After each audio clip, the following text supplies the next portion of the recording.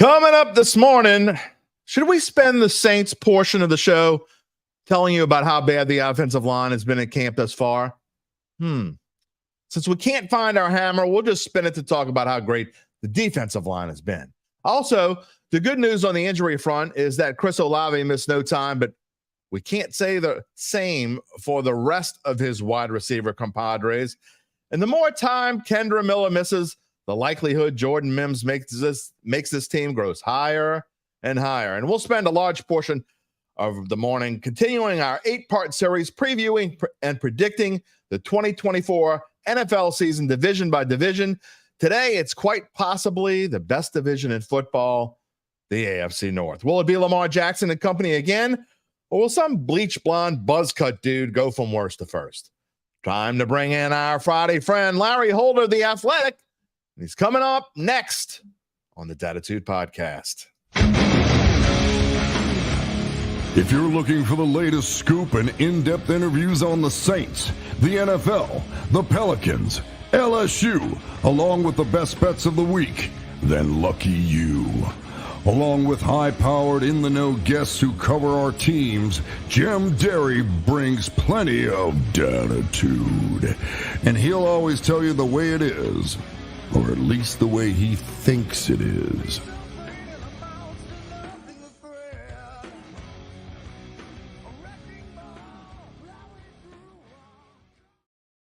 Where you at, New Orleans? And hello to my friends elsewhere, everywhere, out there, who thought 2.5 quarters of preseason football was the best thing you saw on TV in 6 months.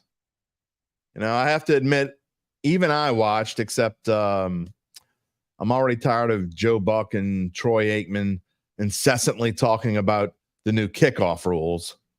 There is nothing incessant about Dattitude, episode number 261, presented by Evangeline Securities for a Friday, August the 2nd, 2024. Okay, maybe that isn't always true about my incessantness. Is that even a word?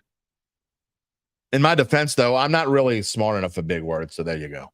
I am your Merriam-Webster-loving host, Jim Derry, and whether you are watching on one of our social media channels, on NOLA.com or whatever, wherever you are, we love you. We thank you. If you're listening to the pod on demand, as always, I want to thank you for being a part of the Dattitude family. Breaking news this morning. Nathan Peterman was released. Okay, yeah, I was wrong. I was trying to say I was wrong the other day without saying I was wrong, but all right, Nathan Peterman didn't make this team. That is good news, though, if you're a Spencer Rattler lover or a Jake Haener lover or both. Because at the bare minimum now, obviously, I mean, well, I'll say that you can't, it's only August 2nd, so we can't guarantee it, but I would think that that pretty much all but guarantees that either Jake Haener or Spencer Rattler is going to be the backup. I was wrong about Nathan Peterman a few months ago when they signed him, and I said, you know, maybe they want a veteran presence. I guess they still could. If something happened to Derek Carr early in the season, I would kind of bet that they would probably re-sign Nathan Peterman or a veteran of that sort. But we'll see. We hope that it doesn't come to, some of you hope it doesn't come to that anyway. Normal level-headed people hope it doesn't come to that. But anyway, so there you go. Jake Haener, Spencer Rattler, those are your QB2 and QB3 probably for the rest of the season, barring something strange happening. We'll see how it goes. Right now, it's pretty much what and what. Also, breaking news. I got to put my glasses on to read this. You'll understand later if you're not 55 years old. The New Orleans Saints, other than terminating the contract of quarterback Nathan Peterman, they also signed wide receiver Samson Nacua. And if you recognize that last name, you should. He is the older brother of Puka Nacua, the Los Angeles Rams breakout wide receiver from last year. Nakua's a big dude. Look, he comes from he played at Utah from 16 to 20, and played 45 career games with 8 starts. That's And then, but he had 82 career receptions with 1,015 yards and 11 touchdowns. In 2021, he transferred to BYU and played in 12 games, only had 21 catches for 329 yards and 3 touchdowns. It's kind of bounced around. He originally signed with the Colts as a UDFA, and then after 22, and then last year he was in the UFL, played for the Michigan Panthers. He only had 11 catches for 125 yards in the UFL, and he played in 2 games for the Pittsburgh Maulers in the USFL in 2023. They were one of the worst teams in the USFL. So there you go. There's your breaking news of the morning. Exciting? No. They also signed Kwesi. Marquez Callaway is back. That kind of tells you about the state of this wide receiver spot. It ain't good. Yeah. All right, whatever. You want to comment on that? You want to say hello to Larry in a little bit? You're more than welcome to, because you know how to do it. If you want to be a part of the show, you can type in your comment on Facebook or YouTube, wherever you're watching, if you're watching live. And if you haven't already done so, make sure you subscribe to the Dattitude YouTube page. You can always find out when we're going on the air live. If you're watching on Facebook, great. Keep watching on Facebook today. But when you're done, or maybe right now, if you have 2 tabs or whatever, you got multiple apps, however that works. I'm not technologically inclined all the time with these newfangled gadgets. What are these things anyway? What are they? What is that? How do you use that? Just kidding. I know how to use it. But you can go to YouTube when you get a chance and subscribe to the YouTube page. You'll always have access as well to our great shorts that Gabe Henderson has been doing. If you haven't seen them, I'm telling you. You know how to get in touch with us. Rocky, what's up? You're not late this morning. Glad to see you. Kyle on this Friday morning. You just want to hear me say it, don't you? We are always keeping it positive, brother. Same goes for you, JJ. Everyone looks great. That is the most sarcastic, facetious 17-0 you'll ever see. Brian's usually positive. Here's all the talk about how great the defensive ends are doing. Again, yeah, they're doing against their own offensive line. Just telling it the way that it is, or at least the way that I think it is. Gabe Henderson needs to get I Heart SR shirts printed in the I Heart NY shirt font, but in black and gold. What are y'all trying to piss me off this morning? Y'all are just trying to get me riled up before Larry comes on. Yeah, that's where we are. Anyway, if you're listening to the podcast, you're probably wondering, what the hell is he talking about? If you're listening after the fact and you're not reading the comments as I put them up. Do you always feel like that, by the way, if you're listening after the fact, you're just listening to the pod? Because we have plenty of people who actually, they'd rather listen to the pod on their podcast. Apple, Spotify, wherever you get your podcast. If you listen and sometimes you say, what the hell is he talking about? I try to explain it the best I can, but I know I don't always do great with that. All right. We're going to have a little bit of Saints talk here. Larry's going to be on in just a minute. Larry Holder of The Athletic, if you don't know by now, our regular Friday friend.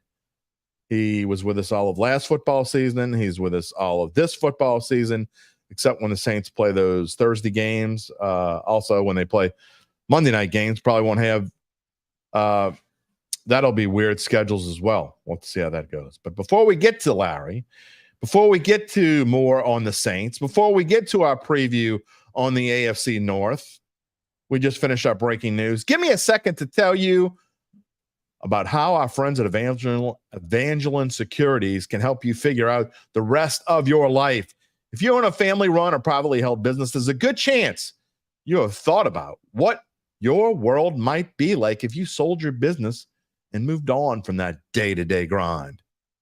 Oh, the day-to-day grind. We don't have to do it anymore.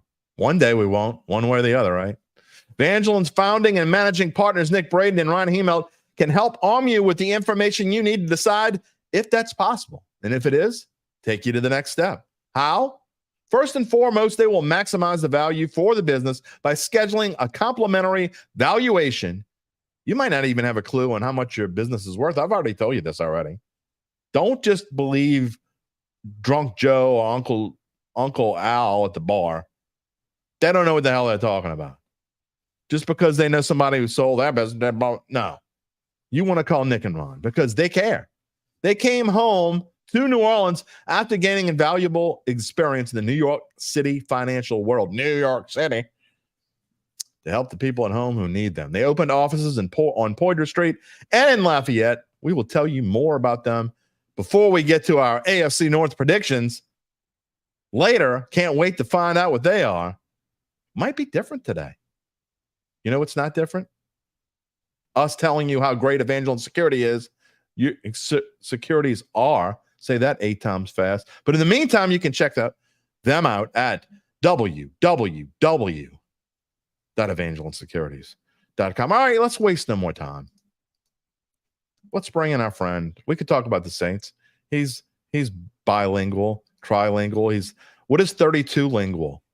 You know all 32 teams. What is 32? You got bi, you got tri, you got quad. Where do you I don't think it goes that high. It doesn't? Oh, we should make up a word then for 32. Shouldn't we ask Alexa? Is that what I should do? Don't say that loud because you're going to be setting off ALEXAs across the platform. Just like I've got one right next to me and 2 others in my house upstairs in my kids' room. I purposefully didn't put one here in the office because I don't want it to go off if I need to. And besides, I have some Google fangled thing in front of me I could just type questions into.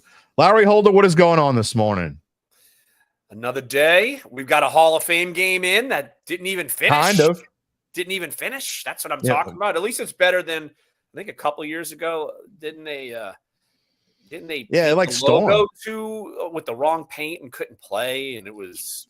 We had one not too long ago where it just absolutely had a deluge. Although when you get to my age, like 15 years ago, seems like yesterday, so it might have been forever ago. I don't know.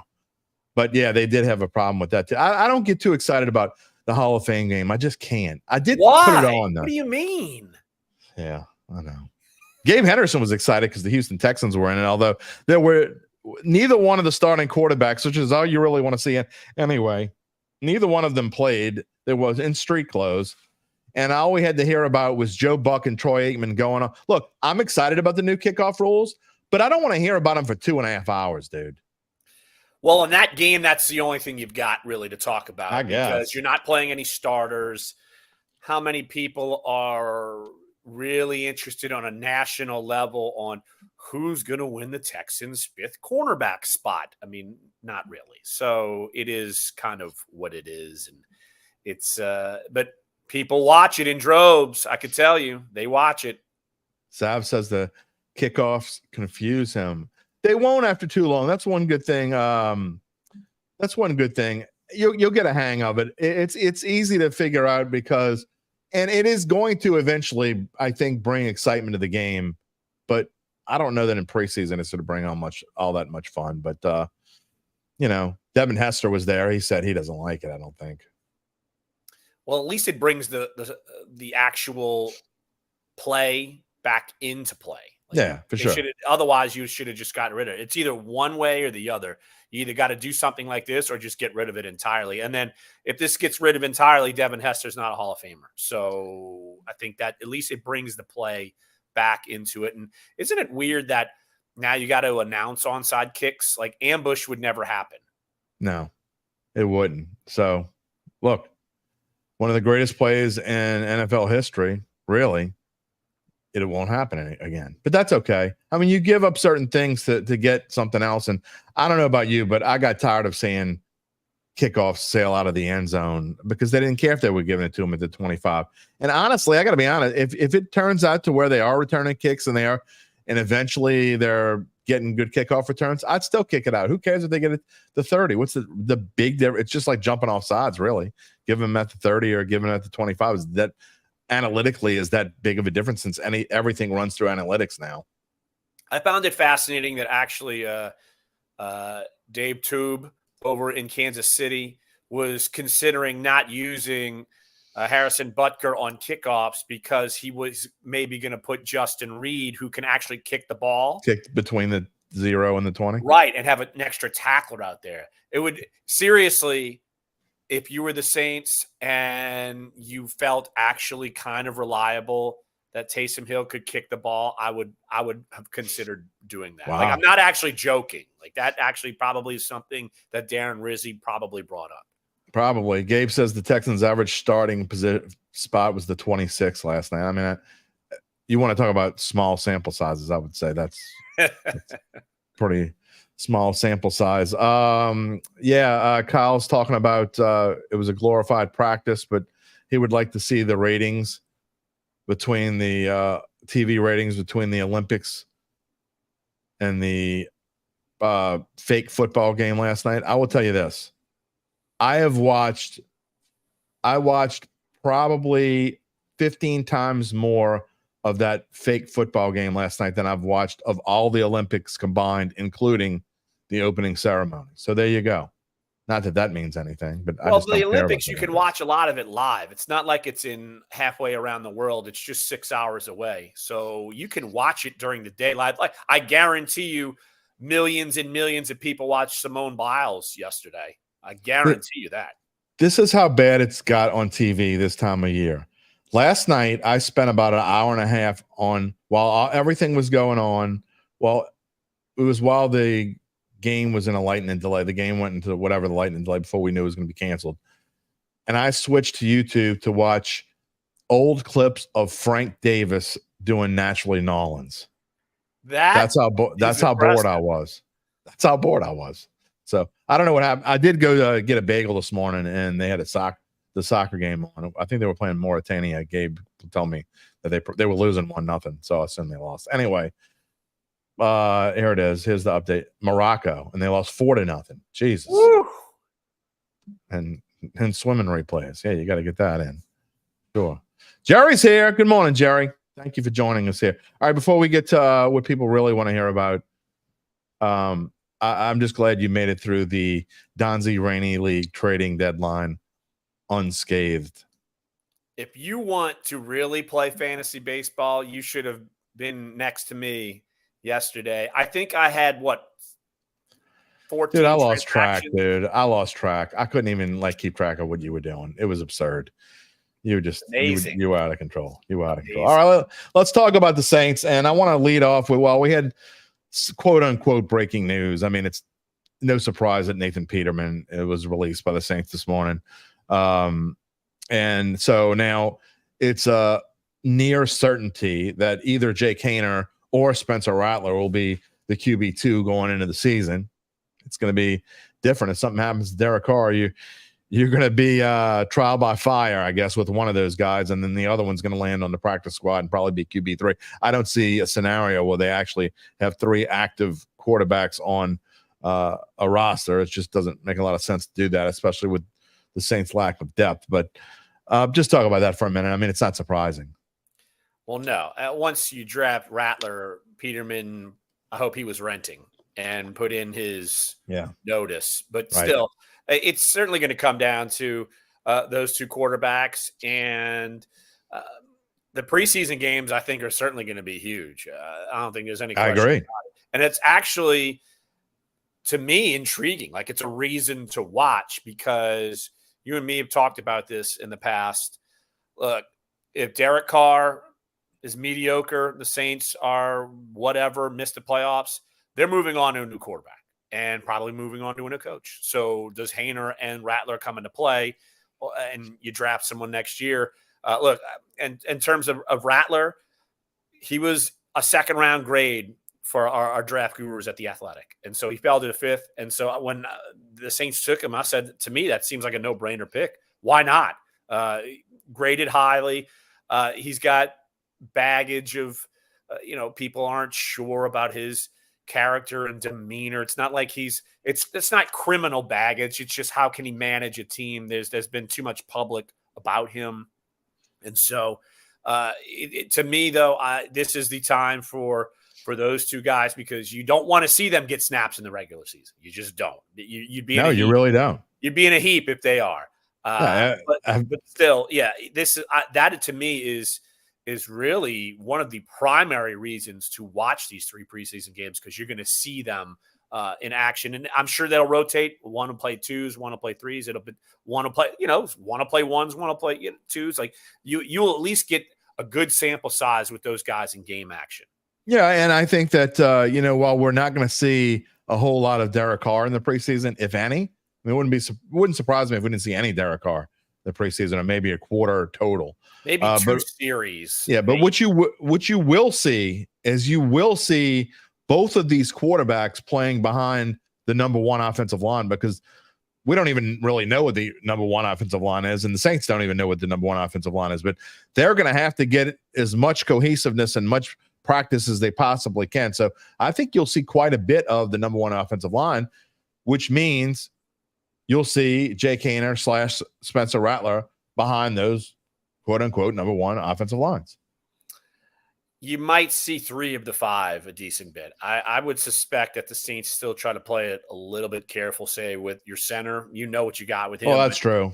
And then Cesar Ruiz, yeah, you know what you got with him. But the other 3 spots, you're probably going to see guys who could easily be playing week 1, depending on who it is, where it is. So I think you're absolutely going to see that. And I think that will help those guys. But if it hurts them because the offensive line is not good, then that's a bigger problem for your actual QB1. So that's, again, one of those things where a lot of times we're so used to Saints teams being set in all these positions and, all right, you feel good and you don't have to play them. Well, you don't feel that way totally about your O-line, for sure. No. And we could have said that even before training camp practices started, but still, you need to see what you have with some of those guys, at least the majority of the starters. Larry Holder here with me this morning on this Friday morning on the Dattitude podcast on NOLA.com, presented to you by Evangeline Securities. August the 2nd, our first show of August.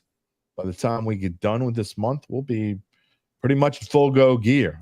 You talk about this, who we'll see, who we won't see on the offensive line. Kyle has faith because coaching and scheme can offset some of the issues. Yeah, but you can't. Here's what bothers me. That's true, but you can't offset the fact that they're getting blown up in practice right now. And I mean, look, Chase Young, I know, and we're going to talk about him in a second, but again, he's going up a lot against the second team. So that's part of probably why he's just blowing past everybody. It's made Landon Young look silly, but I think what worries me is there's potentially, we talk about who's going to play and who's not going to play on the offensive line. You could potentially have guys playing in the third and fourth quarters of preseason games who are on the field in quarter number 1 against the Carolina Panthers on September 8th. Well, look, if you're talking about scheme and such, I would look at someone like, and who we're going to talk about even more in a few minutes, someone like Joe Burrow. He gets rid of the football quickly. Someone like Tua Tagovailoa, they get rid of the football quickly. If you look at like offensive line and their pressure percentages, especially in Miami, some of those offensive linemen outside of, say, Teron Armstead, they were not great players in terms of pass pressure. But Tua learned to get rid of the football quickly. Joe Burrow gets rid of the football quickly. So Derek Carr doesn't. Like, if Derek Carr learns and if this is kind of programmed to get rid of the football quickly and he has confidence to do that, that could offset some of the offensive line inefficiencies and issues. But if that's not the case, then, a half second and, I mean, Derek Carr can get blown up. But they don't even really practice that, Larry, because you talk about, I mean, they don't touch the quarterback. So even when they get a rush where they call a quote unquote sack, which there's no true sack in training camp because they don't want you to touch the quarterback. But I mean, a lot of times they talk about how he might continue to play even if he's quote unquote sacked to see what's going on. So I don't know that he's even taking reps to get rid of the football quickly. Well, he's not one to really get rid of the football quickly, like, especially with the Saints. Like, I think he's skittish and nervous back there. And can you blame the guy? But still, he's someone who for years, look, his numbers weren't off the charts, but his completion percentage is always pretty high. A stat I like to use that kind of takes it even further. This is from Sports Info Solutions. They do catchable throw percentages, and his numbers have typically been high over the years. Haven't been maybe the last couple of years. Now last year toward the end of the season he got better. There's no doubt about it within the offense. Can that carry over? Who knows? You always say, "Oh, building for next year." Like that to me, that's nonsense. Unless it's totally obvious, like something like the Lions did from a year to the next. But they got hot like the last half of the season. Something like I would say the Packers, their offense got really good the last half of the season, and I think they're going to go like 3 or 4 games, and then you got new personnel. I need to see it to believe it. Yeah, I agree with you.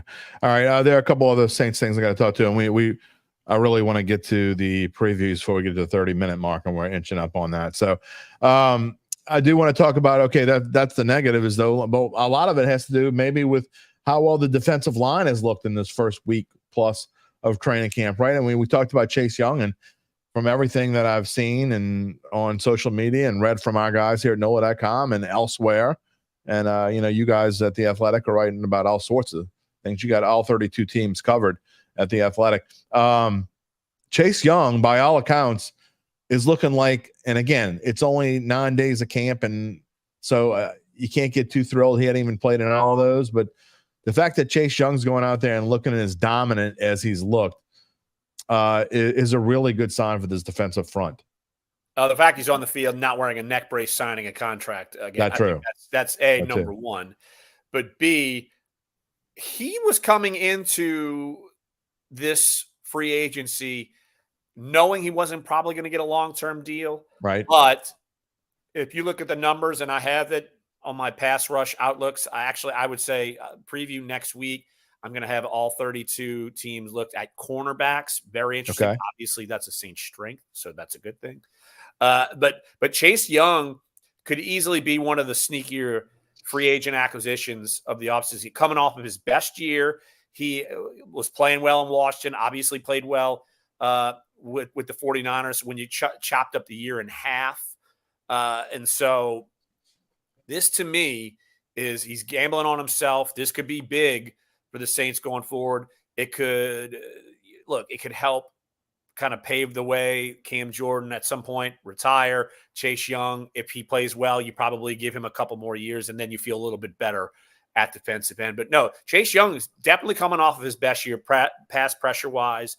Had a nice sack total. Like, this is a signing that could really benefit the Saints if he could stay on the field. And he stayed on the field last year. Let's see if he can do it again.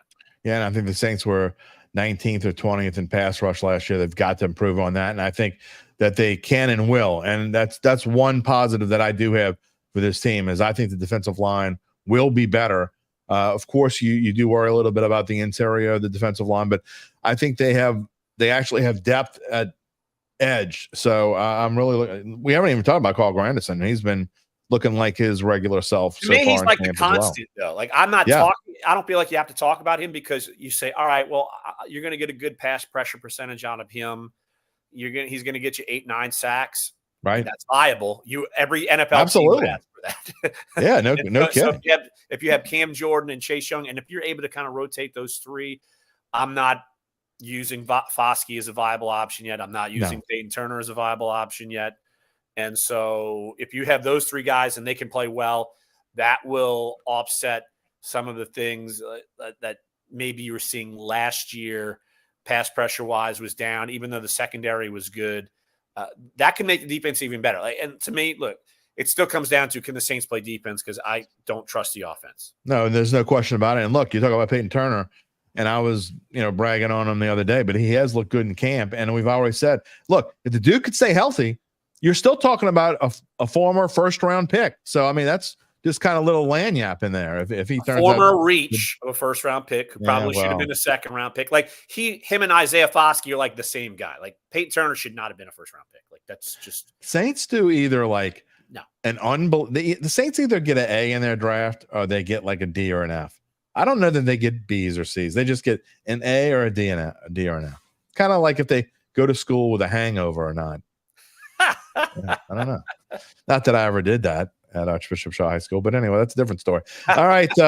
Last thing I want to talk about here is Jordan Mims. And we're talking about the Saints running back core. And I said in my open and truly mean it. I mean, if the longer that Kendra Miller misses practice with his hamstring, and we heard Dennis Allen sound pretty pissed without being outwardly pissed. Dude's got to find a way to stay healthy, and you can't get on the field, and you got a guy in Jordan Mims, and we're not even talking about James Robinson. Kendra Miller theoretically could lose his job. I mean, like, he could be cut. He could be. I don't think that's out of the realm of possibility. And so also, look, the Saints have to find a future at running back, because you look past this year and RB1 and RB2 could be RB gone. And you're absolutely over from scratch. And so I think if there's ever a time for someone like a Jordan Mims to make a pitch for a spot and even play himself into playing time eventually at some point, it would be now, along with Kendre Miller being out. And we talked about it last week. All of us in New Orleans are really going to harp on, why did they take Miller and not Tyjae Spears? Like, you're going to be talking about that probably eternally, because Tyjae Spears is going to be RB1 especially by the end of this season. He's going to be RB1 in Tennessee, and we've seen him do great things. There's no doubt about it. And, it is what it is, but you didn't make the move. That's not what you did. You got to go forward. So, but again, I don't think they will cut Kendre Miller. I think if he doesn't come back soon, he's probably going to land on IR, which is a way to keep him and move forward with Jordan Mims or James Robinson. Again, looking more and more like Jordan Mims. But look, if guys like Mims are seizing on their chances, an undrafted free agent last year by the Bills, then jumped on the Saints practice squad, ended up getting in a few games. He didn't take a lot of snaps, but look, if this guy can play special teams too, you're only talking about a huge positive there. So, and then the wide receiver issues, lastly, it's not re-signing Marquez Callaway. He couldn't make it when he went back with Sean Payton in Denver. He had another chance. I forget who he went to after that.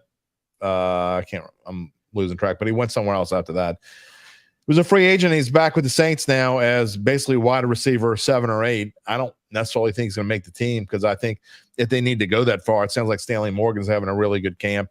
We already talked about Mason Tipton is probably almost cementing his spot on this team. But Marquez Callaway at this point, any kind of news? Is it even newsworthy?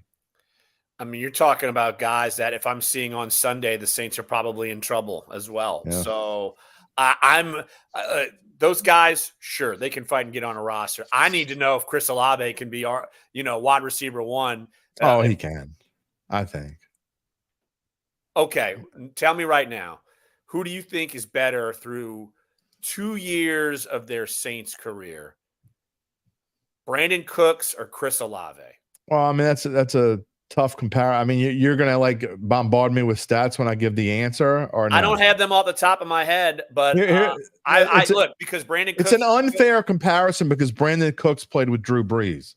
That's not really a fair comparison. I mean, you're talking about Chris Olave, who played with a bunch of ragtag quarterbacks, and then Derek Carr with no offensive line. It's not a fair comparison. But the point is, they've drafted Brandon Cooks to be a wide receiver 1, even with Brees, and it didn't shake out. And then it had to go to Michael Thomas. I hear you.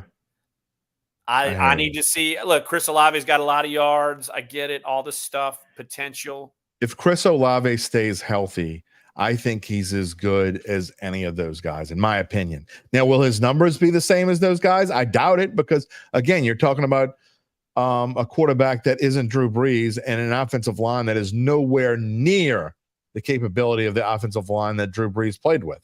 So it's just not a fair comparison. And there's no Sean Payton besides. So that's also doing it just because they're first round picks with the Saints, and they had to go get receivers in both of those drafts, and that's who they got.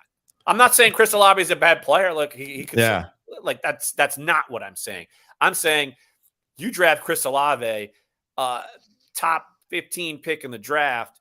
You're wanting him to be CeeDee Lamb. You're wanting him to be. I don't disagree with that. You're wanting him to be like those guys, like AJ Brown. Like that's what you're wanting. And CeeDee Lamb has Dak Prescott. Justin Jefferson had Kirk Cousins, and he's about to see what life is like with no quarterback. Got Kirk Cousins light with Derek Carr. Let's go. All right. Look at you looking down. We're going to move with that. We're going to move on to AFC North because I'm already about 7 or 8 minutes behind schedule here. Okay. I know it's really shocking when you and I get started talking. The way, if you haven't seen either one of the first 2 parts, you can go back and watch the AFC East and the AFC West that we did the last 2 Fridays, respectively. But the way it works is I start off by showing you what I predicted to happen last year against what really happened. And I'll either embarrass the hell out of myself, as Brian says, we're moving on. Alambe is a number 2 on 31 other teams. You are 100% wrong. You couldn't be more. That is the most wrong statement of the week. Brian, I love you. You're a regular, but that is absolutely not the case. Not 31 teams. Now, come on, man. Half. He was not a number 1 receiver on half the teams in the NFL. Kyle says Cousins and Carr are the same quarterback. Maybe. Cousins is better, which the ceiling. Well, he's better, but again, you see, here we are. We're not getting to the AFC North like I want to, but I find the need, and I hate that I keep finding the need to defend Derek Carr, but I need to defend Derek Carr because throughout his career, people just trash and bash Derek Carr. He has never, and I repeat, never, ever had an offensive line that was in the top 20 in the NFL. Okay. His ceiling's Kirk Cousins. What's wrong with that? His ceiling is nothing. So I'm not bashing you right now. I'm bashing people. This pisses me off. And it really does because people are so unrealistic. I have to say it at least once a month. Repeat after me. Drew Brees is gone and he's never coming back. He's not Drew Brees and he's never going to be Drew Brees, as Larry takes a sip as I get on my soapbox. But it just pisses me off. I mean, it really does. The Saints can win. It's not because of Derek Carr that they went 9-8 last year. Okay. It was because Derek Carr had like 1 second to throw the ball and boom. This season, he might have, like you said, a half a second and boom, which is not a good thing. Anyway. All right. AFC North. Hell with it. Let's see if I made an ass out of myself or how good I was. And it was kind of a mixed bag. All right, I picked the Cleveland Browns to win in a surprise to go 12-5, but I wasn't that far off because they won at 11-6 with a banged up Deshaun Watson missed with the last half of the year. Joe Flacco came in out of the graveyard and led them to the playoffs. I was wrong about the Bengals, but Joe Burrow missed half the season. I was really wrong about the Baltimore Ravens. I just don't trust Lamar Jackson or John Harbaugh. I just don't. I don't know why. I should, but I don't. And the Pittsburgh Steelers, I said they would go 10-7. If you noticed, I said everyone in this division would have a winning record. That I was right about. And I got the Steelers record right on the nose. So I don't know. Eddie's telling me to simmer down. John Harbaugh, I mean, he's won a Super Bowl. Yeah, well, so. With the quarterback who was on the Browns. So there you go. Joe Flacco. Yeah, maybe. But that was in his prime. And the lights went out. It's the last time New Orleans had a Super Bowl until this year. But it's go ahead, Brian. Email me that list. I'm with you in that there's an element of Baltimore that seems. Let's get into Baltimore. I'm just going to call it trusting. Like I get it. Here's the thing. You know me, I chronicle quarterbacks all year long. All through it, there's no question Lamar Jackson got better. Like there's zero question. Now his numbers weren't. I agree wholeheartedly. And so you're seeing, wow, Lamar Jackson's, one of the. He was a much better quarterback last year. Yeah, I'm not gonna say like the worst MVPs ever, but he kind of outlasted the field because he wasn't the favorite really until the end, until Dak. Well, it was kind of like one. I mean, I know people will be pissed off when I say this, but he kind of won it by default, right? Because other players that were probably had a great chance to win it either fell off and Lamar stayed consistent or they got hurt.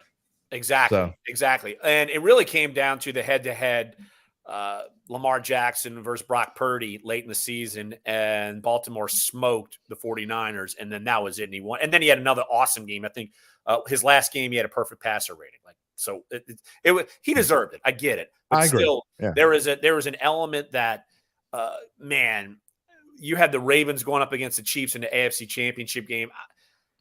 I don't know how many people felt really good about the Ravens actually winning that game. I know it was close and was a weird game, but you take Patrick Mahomes in that scenario almost every time just because of what it is. And I did. I think that's something when you look at this division, can Baltimore maintain that momentum? And you look at some of the pieces that they have. I think, we're certainly going to go into Derrick Henry here. I mean, I think he could be awesome with this team. I really can, because it's not all on him anymore. Like, he still had really good numbers last year, and their passing game in Tennessee has never been good. It was even worse. And so now you put it where they're used to running the football. Lamar Jackson himself is a threat. Mark Andrews is going to be healthy. Zay Flowers is an emerging player. To me, this offense has a little bit more promise and a little bit more stability at running back every down and again. When you basically trade off Gus Edwards and J.K. Dobbins through them in free agency to the Chargers, and you got Henry, I think this could be exactly what Derrick Henry is looking for late in his career. I'm going to tell you my reason for concern. It's the giant number that stands out on the screen. If you look at the right side of your screen, that 21st in passing. I mean, you can be the best rushing team in the NFL, but that's fine and dandy, and you need to be able to run the ball. But they still don't have any real legitimate top receiving weapons, in my opinion. And I just think that even with Derrick Henry back there, who's 30 years old, by the way, and all the hits and bruises and bumps that he's not going to need to run the ball as much as he did in Tennessee, and I get that. But I just don't know that there are enough weapons for this team to be a legitimate threat to win a Super Bowl. And really, that's what you're talking about. For the Ravens to be successful, for the Saints to be successful, they just need to either win the division or get 10 wins and get to the playoffs. This team wins 10 games and just gets to the playoffs. That's not good enough. I mean, that they need to take that next step. And I don't just see that much changing with this team. And we'll get to the schedule in a minute, but this schedule is way tougher. Odds on them, they're over under odds. They're not just going to soar past. It's 10.5 for a reason. I don't know. Their offense worries me, and their defense is good. I wouldn't necessarily call it elite. There are pieces of it that I love, but this offensive line also worries me. And Lamar can get past a bad offensive line, but I'm not sure that Derrick Henry can, even as good as he is. This offense is eerily similarly built outside of, say, running back, but all the rest of it is built like Kansas City. Like, they don't have elite receivers. If you would look at the receiving core, and obviously the Chiefs aren't in this division, but we're talking about winning the AFC. Zay Flowers is the best receiver of the guys on the Ravens and the Chiefs. Like, look, Rashee Rice, young, like Hollywood Brown. I need to see it more to believe it. Like, he's been moving around so much. Kelsey, Mark Andrews, I think they're on equal playing field. Andrews at this point might be better. Like, Kelsey's still there. I get it. And so you're leaning on the quarterback to get you there. Like, that's the thing. Like, Patrick is better than Lamar Jackson and Patrick Mahomes. Come on, man. Right. You're leaning on Patrick. He's been there, done it. Like, that's the difference there. And that's the hump that they need to get over, because defensively, I would put the Ravens and the Chiefs kind of on a similar plane. Obviously, both got great interior pass rushing. Yeah. You like what they got in each of their secondaries. So it really comes down to, Roquan Smith is probably better than anyone on, for sure. Yes. Anyone beyond the defensive front for the Chiefs. So, and the Ravens lost Patrick Queen, but I think Patrick Queen got better because Roquan Smith came in, took some heat off of him. But look, Kyle Hamilton's awesome. Marlon Humphrey is a Pro Bowl type player. Marcus Williams, he can obviously still play. Justin Matabike, he's Chris Jones, same sort of guy. Yeah. So this team is built certainly to be in the same plane as the Chiefs. It comes down to, can Lamar Jackson get it done head-to-head against Mahomes in an AFC playoff game. Then you could start to really believe. But that hasn't happened. And there's only one quarterback in the AFC that we're going to get to in a second that can be Mahomes' kryptonite. Before we move on and talk about some bleach blonde buzz cut quarterback, I like to go through the schedule because it definitely affects what my prediction is going to be.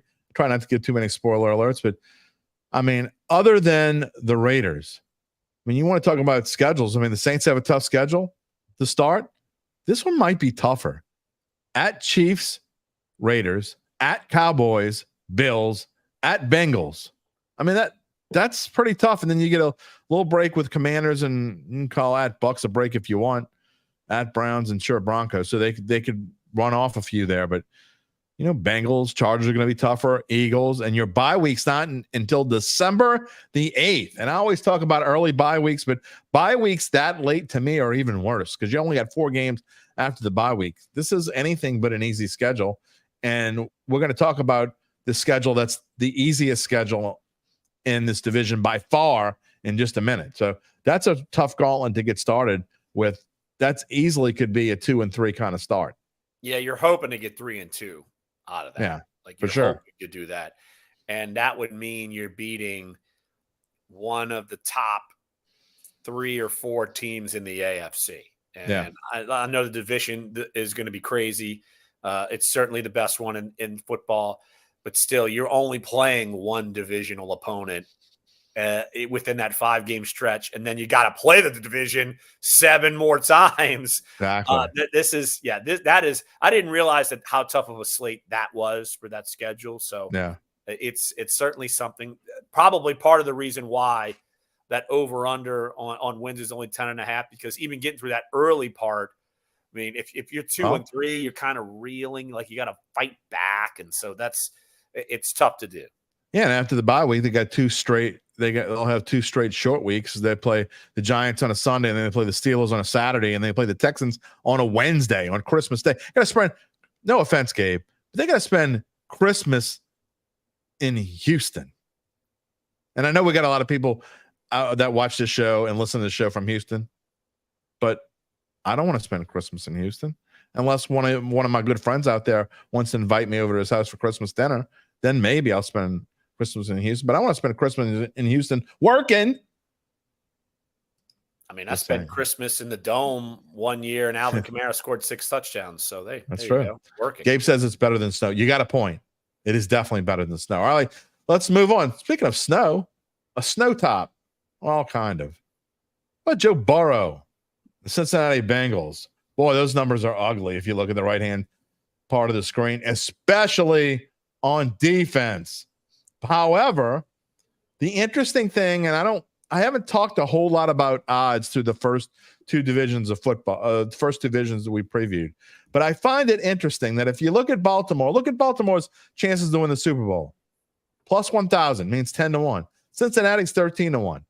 But they have a higher over-under win total than the Ravens, and they have a better chance to win the division. Why? And I'm going to start with this. Their schedule is completely different. Well, I think I'd say completely. They're in the same division, so they play a lot of the same opponents. But look at how their schedule is different than the Ravens. Sure, they play at the Chiefs in week 2, but before the Chiefs, they play at home against the Patriots, at home against the Commanders, at the Panthers. So at worst, they're going to be 3-1 going into that October 6th game against the Ravens in Cincinnati. That old 9-8 4th place schedule is going to come up roses for absolutely them. Isn't it? I mean, and then you look at it later on, and their bye weeks are at Thanksgiving instead. And, you know, Steelers at Cowboys, fine, at Titans, Browns, Broncos, and at Steelers. I mean, this is so much different than what the Ravens have. Also, their random 17th game, I'm looking at the schedule, is the Panthers. Yeah, exactly. I mean, how much luckier can you get exactly with that? I mean, that it all maps out for them. And I didn't even need to look at the schedule. I feel like Joe Burrow comes back. It's a bounce back year.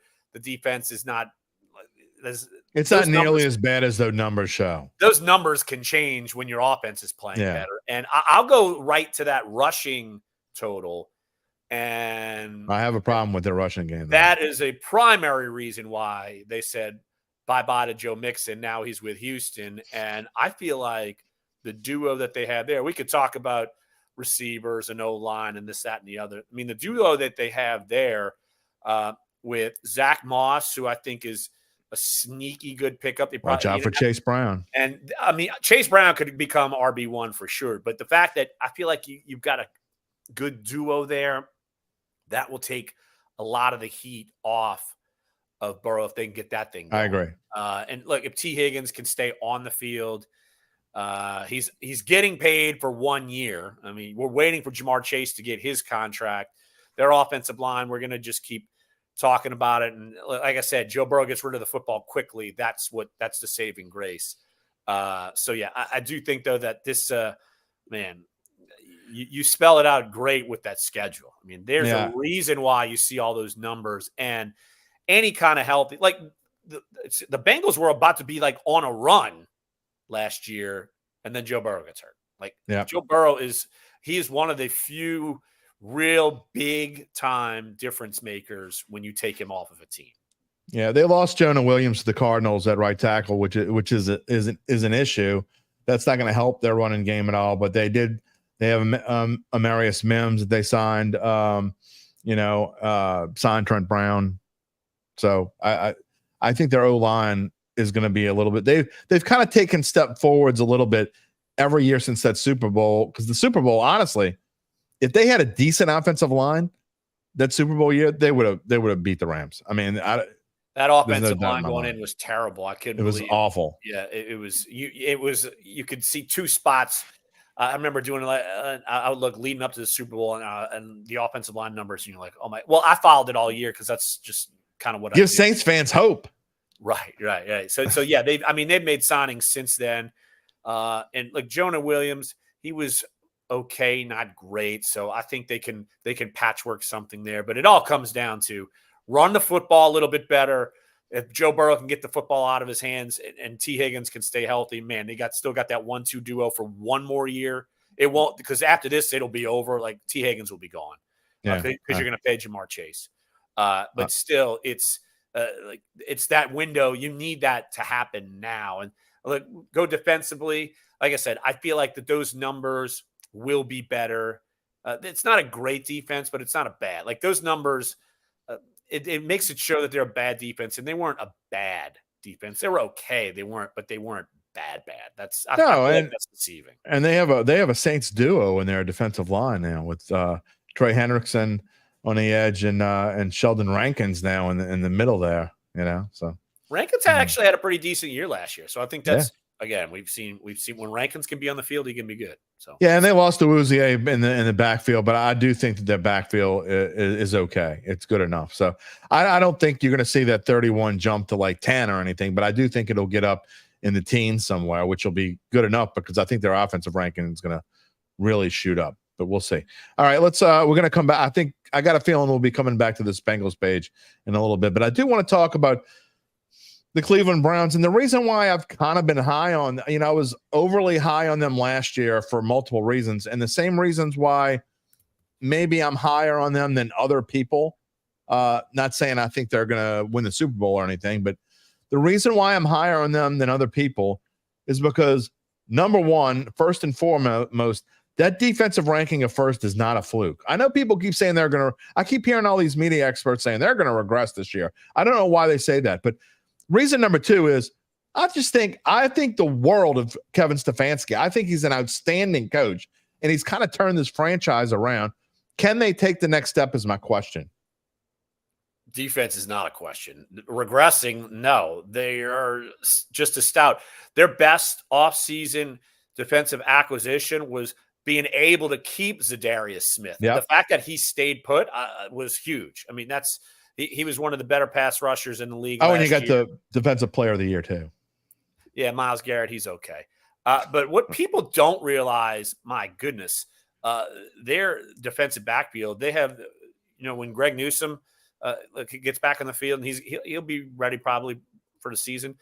No one's ever heard of Martin Emerson. He was one of the best corners in the league last year. And he's playing opposite Denzel Ward, who is known as one of the best corners in the league. So when you can rush the passer and you got the back end, we've seen it with the Saints. Like when the Saints had that really good run from 17 to 20, that was working together.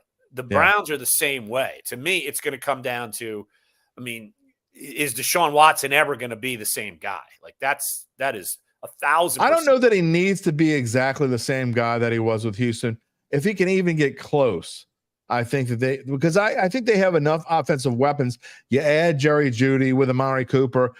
We know Nick Chubb is still on the PUP list, but I think they have as much running back depth, even whether Nick Chubb doesn't come back right away or not. I think they have as much running back depth as maybe any team in football. And so you saw they were 12th in running the football, and that was with Chubb getting hurt, in game 1 or 2 and out for the season. So they still found a way to run the football, and that's because their offensive line is one of the best in football. Yeah, and that's the thing too. Yeah, if Chubb comes back and can be 90% of that guy, then you're in really good shape. So, but yeah, but still, you need Deshaun Watson to get through this whole thing.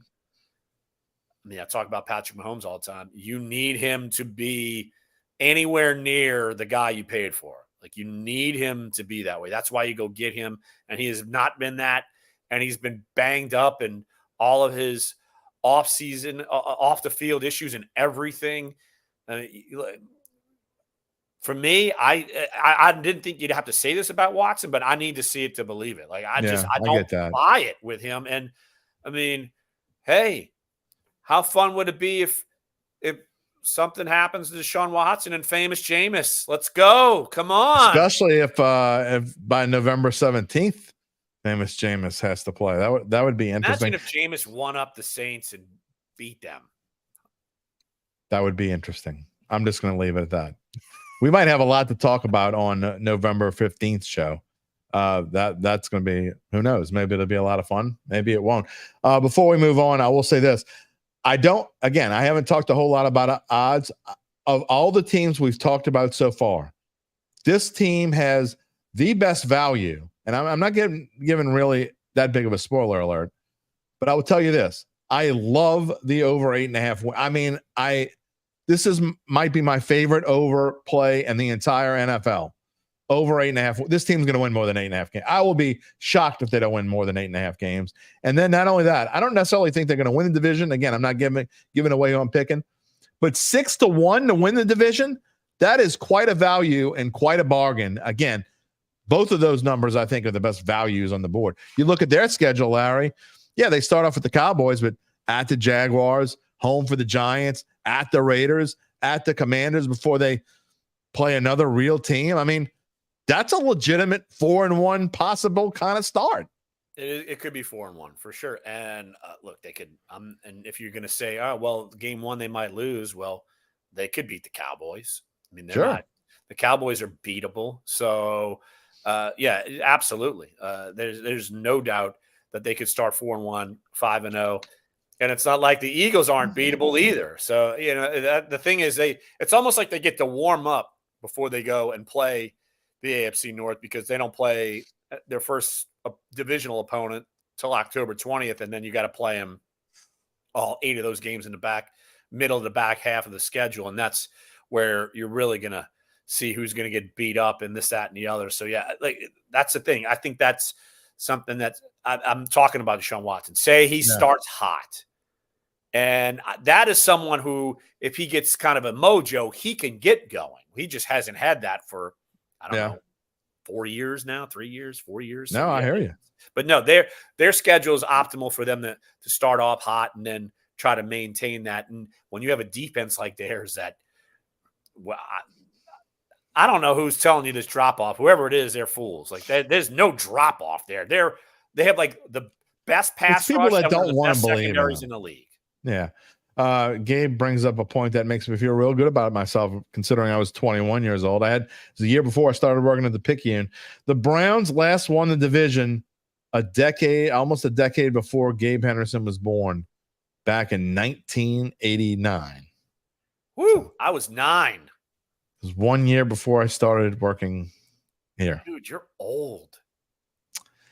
I didn't realize that you were that 1990. much Started in 1990. old. I was a young pup. Next Friday, maybe I'll show you the picture from my Rec Roundup column. That's a fun one. Yeah, you'll Maybe you love wrote it. about me. I might have. I'll have to go into the archives and find out.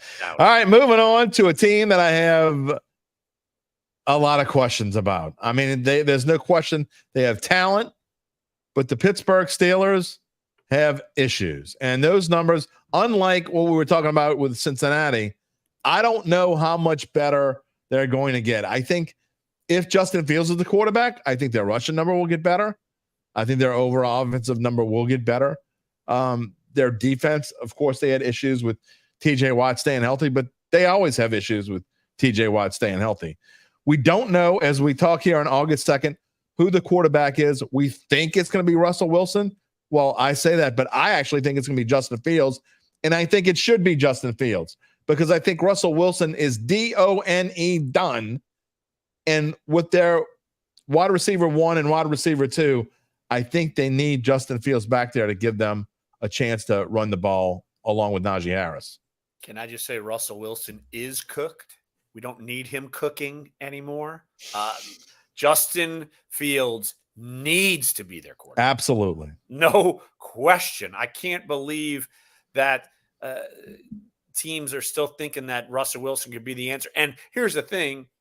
The Steelers obviously don't totally buy it either. You don't go get Justin Fields after you get Russell Wilson. Like, correct. There's no question about it. Now, have they upgraded at that position? Sure. But look, Russell Wilson, I don't know.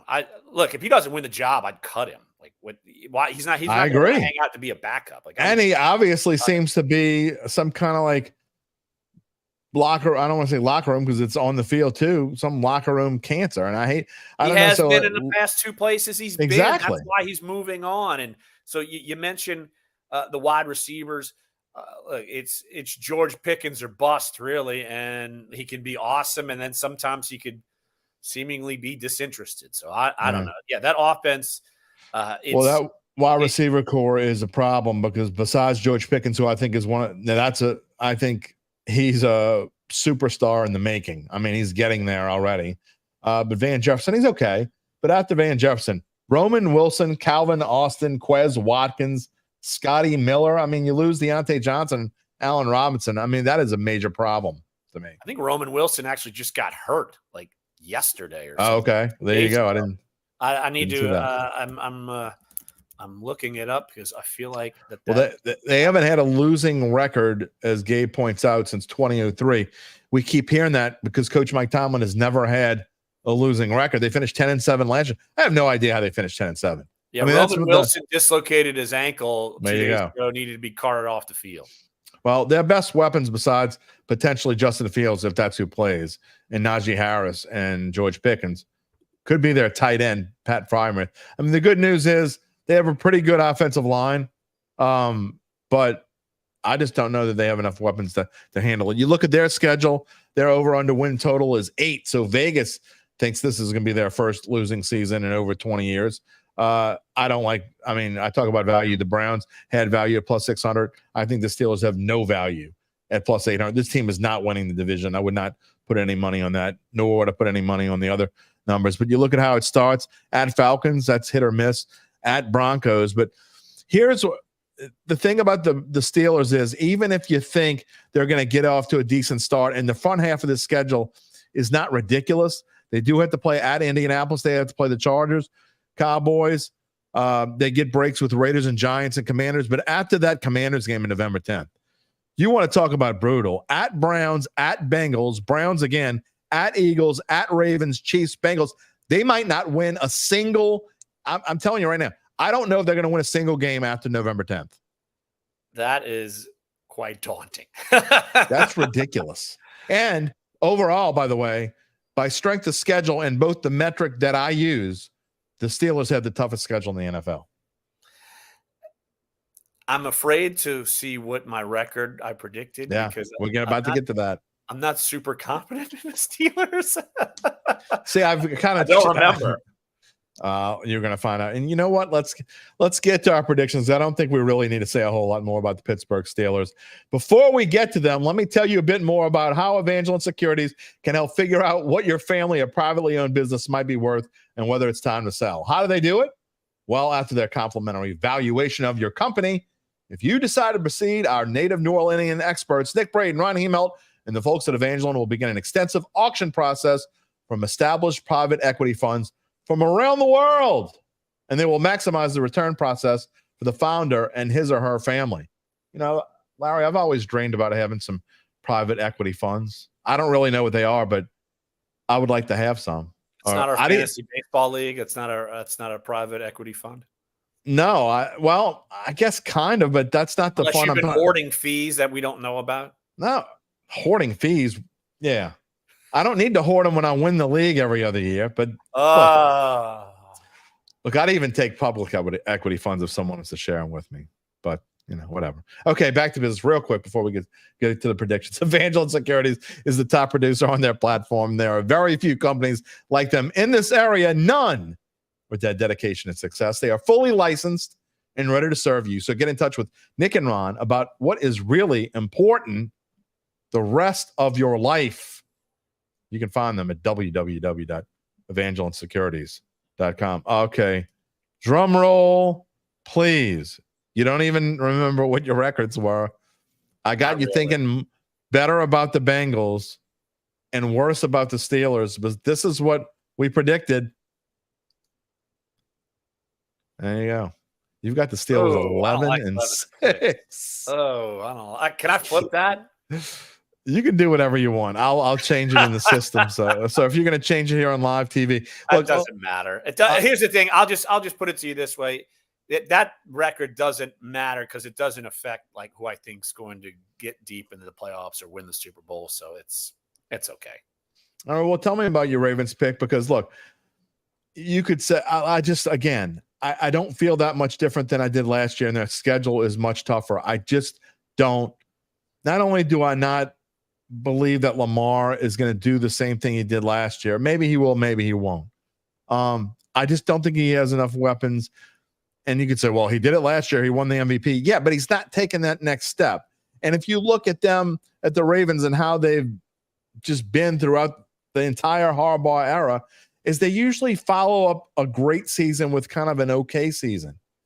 And 11-6 is better than just okay, but that's kind of, I don't expect them to be 13-4 again. Meanwhile, I think the Bengals' schedule is so favorable to them that Gabe likes to find something on Monday mornings when he comes on Mondays with Gabe, and he likes to come up with something that we talked about in the show and odds. Well, here's something you can pull up, Gabe, because I don't know the answer to this. What I think there's going to be value in whatever it is for the Bengals. They're the best record in the NFL because they're, spoiler alert, they're the only team I have with 13 wins. I think they're going to win 13 games because of their schedule, and I think they're going to win this division. I buy Baltimore in the regular season, and I think that is where I'm going with that. And the Bengals, it seems like it always takes a little bit, and they stumble a little bit, and then they get hot. Like Baltimore gets hot and then fades. So I think that's my thinking with the schedule. I love Derrick Henry with this team. I just think that is – I don't care how old he is. He was a good player on a really bad team last year, and you could say, oh, he looked old. Well, this could help him look younger because someone next to him can run the football. I think look, that offense thrived, and they barely had Mark Andrews for half the year. I think Bateman can be better. Zay Flowers is emerging. Like I think that offense in the regular season can get it done. Now, I think I'm hinting to where I'm going later, right? But regular season wise, I think Baltimore can get it done. And look, I get your points, but again, to me, schedules really matter. And I was talking with my son who telling me all these teams that he likes or whatever, and I said, "Have you looked at their schedule?" And well, no. And so people make their predictions, and they don't even look at. And I'm not talking about you. I'm just talking about in general. When people are making their predictions, they don't look at the schedule, and schedules absolutely matters. It is what has changed my mind on the Saints. And I was saying before the schedule release that I said, if the Saints had the right schedule, I was going to predict them to win 9 or 10 games. If the Saints didn't have the right schedule, I was going to predict them to win 7 or 8 games. Well, it turns out it was the worst possible schedule they could get.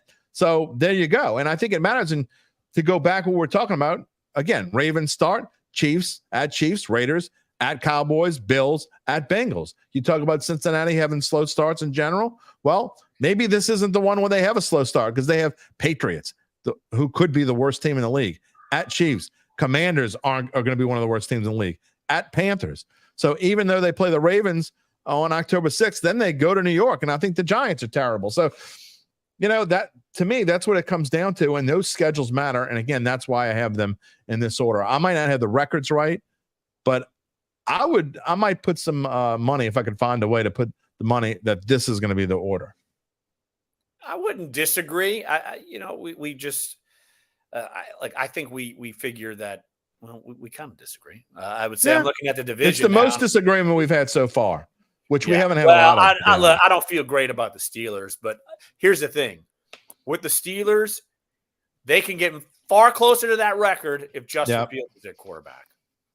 I don't disagree. Well, we'll see how it plays out. I do think, though, that this is the year that the Steelers – and it's interesting because one of the teams that I was talking about with my son yesterday was the Steelers, and he loves the Steelers this year, and he loves Justin Fields, and I do too. I think Justin Fields is going to make a big difference, and I think overall they have the talent. Again, their back half of the schedule is just insanely brutal. Unless they open up like 6-2 or something, they're just going to have a hard time, in my opinion. We'll see how it goes. Well, somehow in the back end of the schedule last year, I don't know. I forget who they played, but still, they're a team that always have found ways. They do always find a way to get in. They do, but I know I always say don't bet against the streak of 3 or more until it happens. Just don't bet on it if you don't like it. So you know what? I won't bet on it because I don't like it. But anyway, next week, AFC South. Gabe can't wait. It should be interesting. Maybe not as good as this division, but it's still kind of intriguing nonetheless. Is Gabe going to go try to save Danico Autry from his 6-game suspension? He says no. I don't think he's going to be able to.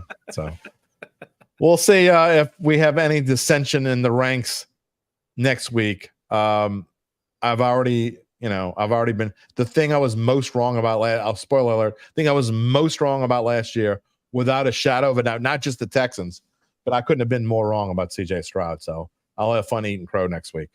Ooh, that's just be fun to watch. Usually it's me you making fun of. I might make fun of you anyway. Who knows? Maybe I'll make fun of both of us. We'll see how it goes. That is going to wrap it up for this Friday. I want to thank the man who is on the right of me, which is no, that way. I forget it's reversed. The other right. The other that way. Should I get real close? No, just hang on. Gabe Henderson also behind the scenes, and he'll have some great shorts over the weekend and into Monday every day on our Dattitude YouTube page. We hope you can join us next on Monday when I think it's mano a mano. That's me against myself. Can you do that? We'll have Mondays with Gabe as well. Hope you can join us then. A reminder to subscribe to our Dattitude YouTube page. Click the little bell to receive notifications when we go on the air live. And you can also find us wherever you get your podcast, including Apple, Spotify, many more, and find a replay of the show every day on NOLA.com/sports. We got a couple real quick comments. Jerry was out running errands. He's got the Steelers winning the AFC North. He wasn't listening to my spiel on the brutal schedule, and he says hello to you, Larry. We say hello to you, Jerry, and all of our loyal followers on Dattitude. Larry will be here next Friday, and we'll be talking again about the AFC West Saints updates next Monday, Wednesday, and Friday. My takes, and we will have a guest on Wednesday. I haven't confirmed it yet, but we'll tell you who it is on Monday. Until then, everyone have a great, glorious weekend, and we will see you on Monday. Take it easy, my friends. If you're looking for the latest scoop and in-depth interviews on the Saints, the NFL, the Pelicans, LSU, along with the best bets of the week, then lucky you.